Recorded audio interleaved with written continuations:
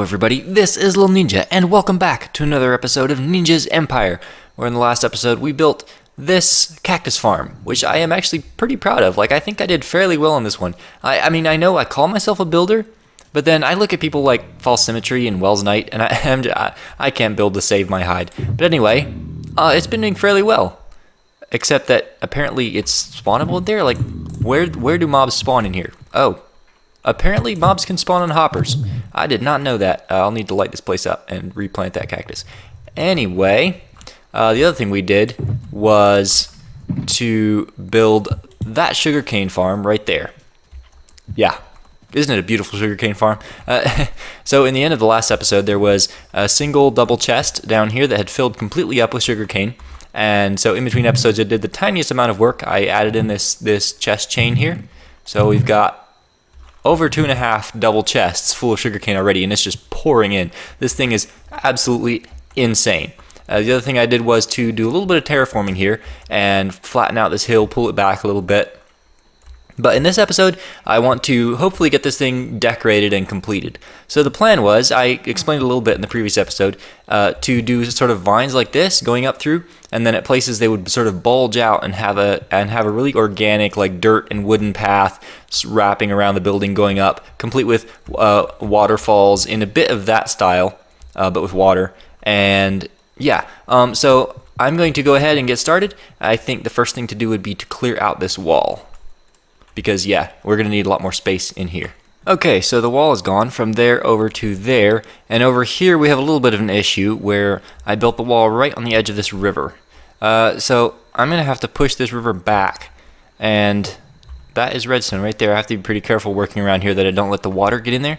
Okay, so I want to maybe push this river back that way a little bit, make it a little narrower, and also maybe take out that bend. And then let's see here. We can flatten out this hump and bring the wall around in sort of a curve from there over like this, and then around the edge of this over to here somewhere where I want to have a sort of port. So like in a port of a fortified city, obviously the ships have to be able to get in, but you still have to be able to defend it. So basically it's this long narrow channel of water where there are these huge towers on either side that are, full of cannons and whatever, and so ships have to go directly between the two towers to get into the city. Have something like that, and maybe put a few ships in here eventually. That's not for a while yet, but let's see. I'll probably end up moving the land out just a little bit because I'm kind of building stuff right on the edge of the ocean here, and then do possibly like a fishing village or something in this area. But for now, let's focus on this thing. So I want to flatten this hill, and then let's see, I'm just going to add a little bit of ground there for now to work with, and then we can start work on this path, waterfall, whatever you want to call it, on this tower. Okay, so I've done just a couple pools here, and I'm not quite sure what to use for this material here. I'm using stone brick now. Originally, I had wanted to use dirt or grass, but problem is you're going to be looking up at it, and so basically you're going to see this. Mostly dirt with a tiny little edge of green, and it's not really going to look good.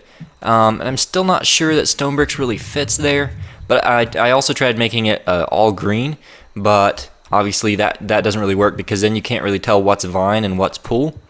So yeah, I'm going to go with stone bricks now, and maybe it'll work to add in some textures, some cobblestone, some mossy stone brick, etc. Just sort of break it up a little bit. But we'll see once. I'm going to go ahead and do the shape first out of stone brick, and then if I decide to swap out some blocks, I'll go through later or between episodes and do that. So yeah, this is basically the shape I'm going for, and I just need to replicate this more or less around the four sides. And then the top pools, rather than having the vines extend on up through, we'll have vines coming down from the top that go out and then hold them in place. So yeah, I'm going to go ahead and get all the pools in place around the building and be right back. So just a real quick progress update here. I got all the pools in all the way around. I think I put 4 on each side. Let's see here. Yeah. So now I'm going to go ahead and do the vines. Okay, so I have been grinding away and I've got all the vines in place. And I think it looks so good. So the next thing to do would be to work on the path. And honestly, I have no idea how to do this anymore because in my head it looked good, But now that the vines are in and the pools are in and I'm looking at it, I'm really not sure that there's a way to make a path that wraps around this thing and still make it like flow with the pools and the vines and make it look natural. I'm really not sure. If all else fails, we can just make a doorway here and use a ladder on the inside. Let's see here. How could I do this?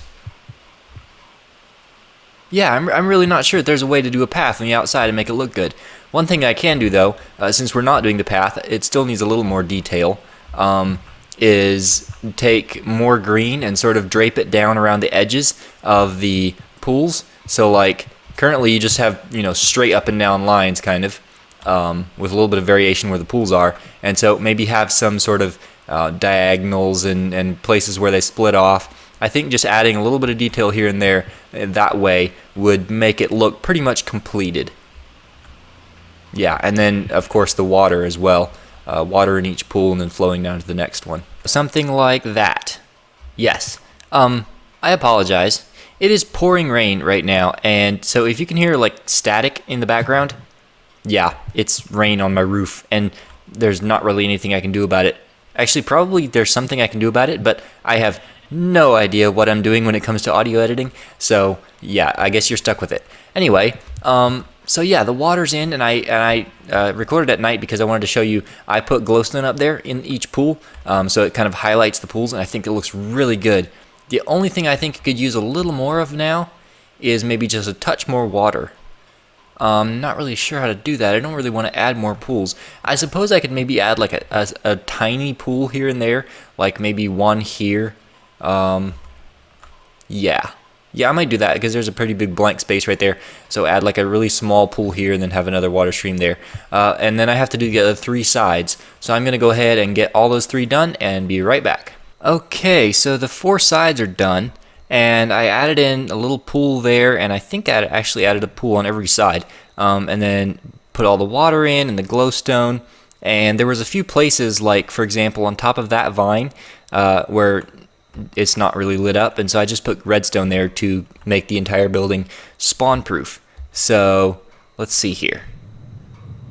I'm pretty sure all 4 sides are completed. I added a little bit of detail too with the vines, you know, some angles there and here. And now all that's left is the top, which is kind of a problem. It's really straight and square and very unorganic. Yeah. I think maybe what I could do, or what I was thinking of, I was trying to figure out how to do it as I was building it. See how it's like so straight and unorganic. I was thinking maybe an onion dome would work, which for those of you who don't know, an onion dome is like it's really popular in Eastern architecture. It basically it's the shape of an upside down onion on top of a building, and it's like usually has a spiral pattern or something. I thought I could do that and then like, you know, do it with a sort of wireframe using the green, if that makes any sense. But it almost has to be a round tower for that to work. I'm not really sure how to do it. I think maybe if I do just like a really rough, like use the green and make it look like there's sort of a jumble or tangle of vines at the top, and then I can hide glowstone into the top edge of the building is very well lit up. Oh dear. So yeah, maybe just sort of do like something like this, and make it look really rough up here and sort of not taken care of, really very organic, because that is really not what it looks like right now. It's very straight and neat. So maybe something like that. Let's see here. How does that look from over here? Yeah, well, something a little bit like that. I'll play around with it and see what I come up with and be right back. Yep, that's definitely working. But I think it needs to be more like thicker clusters and then fewer of them. So right now it still looks kind of even, like the clusters are all a similar size and shape actually. So yeah, maybe make them a little thicker and not quite as many of them. And then I think that would look good. Yes, that looks much better. And I think, actually, now that I stand back and look at it, I think it would look even better if it had that down there as well. So I'm going to go ahead and do a similar thing to that, but down at the ground level. And then I'm pretty sure this building will be completely done on the outside. Yes, that looks good. And it looks finished in my opinion anyway. But the only thing that's left to do is the storage system, or rather the storage room. So let's see here. Do I want to do it underground here, or do I want to bring it up and have a room here? Probably I'm going to do that. Have a small room here with a bunch of chests in it, and then bring up an item elevator from, well, let's see here. Here we go, down here. Oh, and by the way, this is sort of like a timer for how long it took us to decorate this thing, because when we started this episode we had what, 2 and just over a half double chests full. So now we've got 4, almost 5 double chests full of sugarcane, just in the time that it took to build the farm.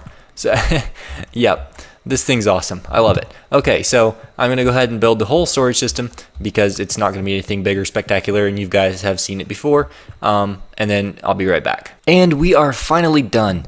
Man, this tower, it's so pretty. It's like a jungle in building form. If we just fly down here, you can see that. So the path kind of corners here, and then there's stairway going down, and I just sort of extended these vines out a little bit to cover up the hole.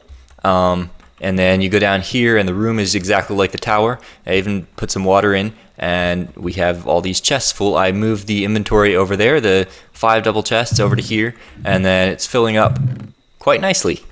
Right, so this farm is completed, and looking good if I say so myself. Okay, so the next thing I want to do, come on, there we go, is if we just come over here, there's a project that I want to work on. So the base is getting a little bit full.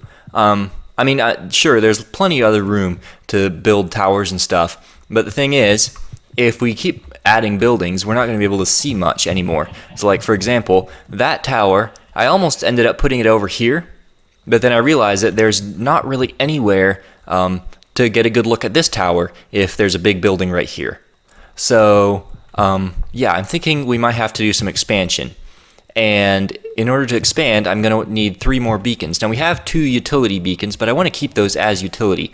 I want to get a bunch more wither skulls and make another 3 beacon pyramid over in this area.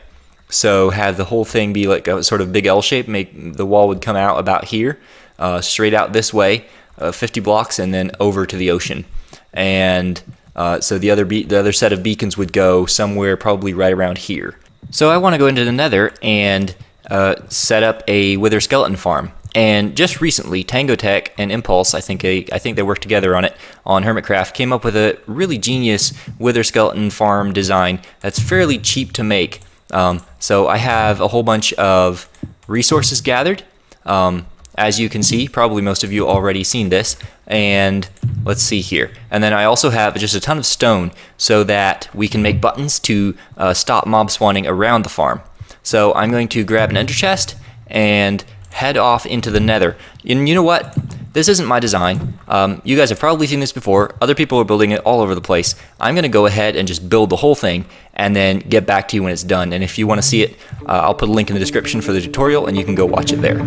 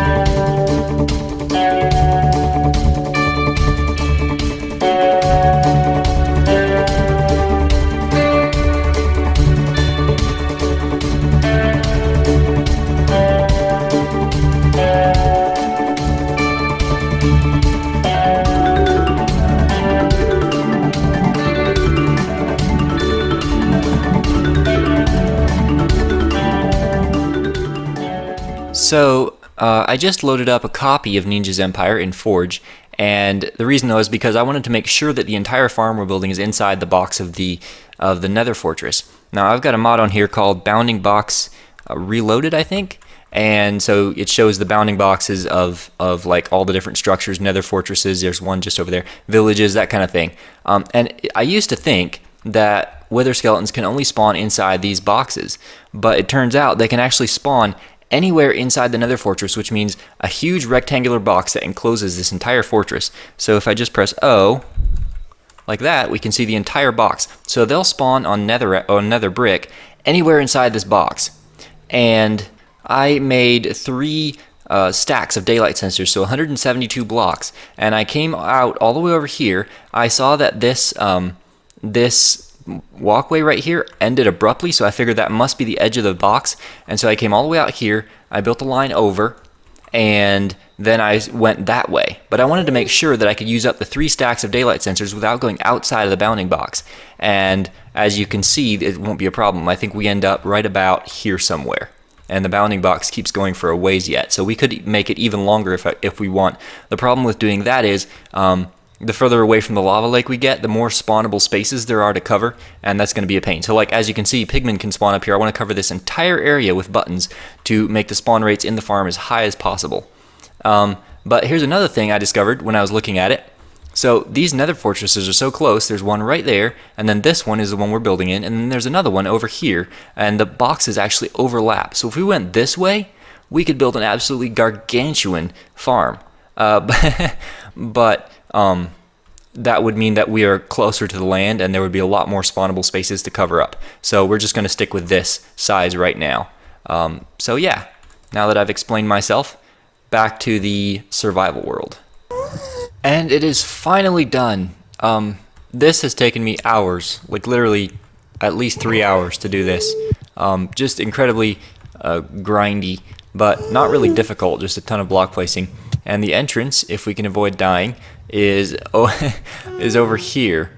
And now the tricky thing about this farm is you have to go in without without Blaze seeing you, because if they see you, they'll get aggro, and well, they don't unaggro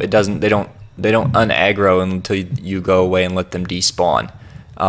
So let's see here. And in this farm, because I have fire spread turned off, if Blaze gets aggro and shoots and lights something on fire, he is going to, well, like that's going to stay on fire until I go into the farm and like put the fire out, because we have fire spread turned off. So this is how it works basically. We just drag the skeletons down to one end, and the 2 ends are identical. So you take them down to that end, kill them, and then go back the other way. And by the time you go back that way, more have spawned in. And I mean, already we have a ton of skeletons here, and I haven't even done anything about spawn rates outside the farm. So yeah, this thing should be fairly awesome. I did want to do a little bit of farming yet and see if we could get a couple withers to kill in this episode, but unfortunately this thing has taken me so long to build that I've not really been able to do that. So I'm gonna have to call it here. I hope you enjoyed this episode. If you did, be sure to leave a like. It really helps out the channel. And if you want to see more, make sure to subscribe. But thanks for watching, guys, and I will see you in the next one. Oh, I just killed the batch of skellies that were just here, and they dropped 2 skulls. Yeah, this farm is epic.